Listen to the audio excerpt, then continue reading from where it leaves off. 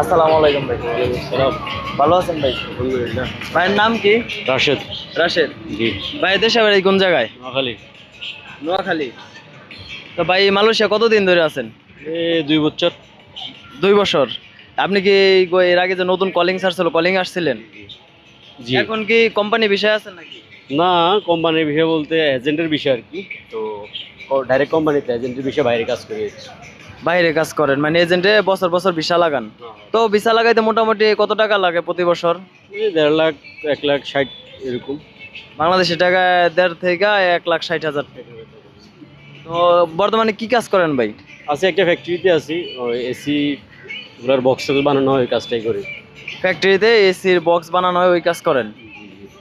তো এখন যে ভাই নতুন কলিং খুলতে আছে, যারা আসতে চাইতেছে নতুন, তাদের জন্য কিছু বলার আছে কিনা? কারণ আপনি তো 2 বছর ধরে আছেন, তা আপনার তো একটা আইডিয়া হয়েছে মালয়েশিয়া সম্পর্কে। ভাই বলার মতো কিছু না, হয়তো মানুষ আসার পরে বুঝবো যে মালয়েশিয়া কি জিনিস। আর সবচেয়ে বড় কথা হলো, অবৈধ যারা ছিল তারা তো বৈধ হওয়ার জন্য অনেকটাই মরিয়া হয়ে উঠছে, কিন্তু হইতে পারতেছে না। মানুষ আছে আর কি ভাই, কোনো রকম। আমি আছি আলহামদুলিল্লাহ ভালো। এখন সবাই তো আর ভালো না, আমি যে খারাপ তা না। আমি আছি, এক জায়গায় কাজ করতেছি, কিন্তু অনেক মানুষ আমিই দেখছি অনেক দিন আমার সাথে দেখা হয়েছে বা এক সপ্তাহ কিছু খাই নাই, এই আর কি। কেউ ভালো কেউ খারাপ, এই আর কি জীবন। তো অনেকটা আপনার নসিবের মতো যে ভাগ্য নিয়ে, বিদেশ বলতে ভাগ্য। বিদেশ ভাগ্য ভালো থাকলে মানুষের সবকিছু আর কি।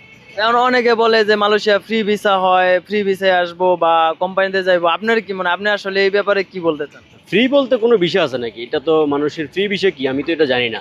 আজকে আমার মনে হয় ফার্স্ট টাইম শুনলাম। না, অনেকে বলে মালয়েশিয়া যায় পাসপোর্ট দিয়ে দিব, ফ্রি ভিসা যেখানে সেখানে কাজ করতে পারবো। ভাই কাজ, আমি আপনাকে একটা সংক্ষেপ কথা বলি। একটা মানুষ এক জায়গায় নতুন গেলে 2-6 মাস তো এমনিই লাগে।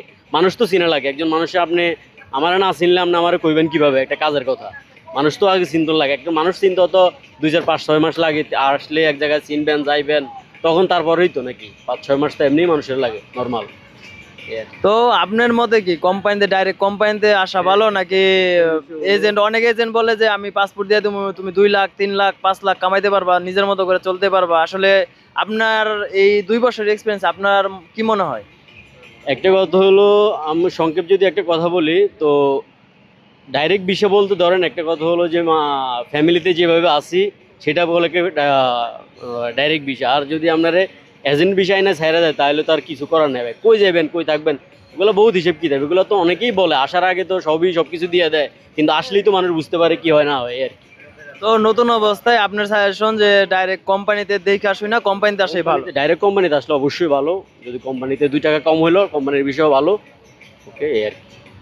আর যারা দেশের থেকে অনেকে ইন্টারভিউ দেয় না, যে কোম্পানিতে যারা আসে বেশিরভাগ সময় ইন্টারভিউ দিয়ে আসে। ইন্টারভিউ দিয়ে আসলে কি আপনার মতে ভালো? অবশ্যই ইন্টারভিউ দিয়ে যদি কাজ আসে, কোম্পানিতে আসে, তা তো অবশ্যই ভালো। সব কিছু যদি কোম্পানির এগ্রিমেন্ট থাকে, ডাইরেক্ট কোম্পানিতে আসতে পারে। আমার সর্বমোট কথা হলো একটাই, যদি ডাইরেক্ট কোম্পানিতে আসে তাহলে 2 টাকা কম হলেও ভালো, ওই আর কি। তাহলে আপনার সাজেশন হচ্ছে 2 টাকা কম হোক, কিন্তু Direct ডাইরেক্ট কোম্পানিতে কোম্পানিতে আসলে ভালো। হ্যাঁ, সেটা তো অবশ্যই। ঠিক আছে, রাখি না। ঠিক আছে ভাই, ভালো থাকবেন, কথা বলে ভালো লাগলো। আল্লাহ হাফেজ।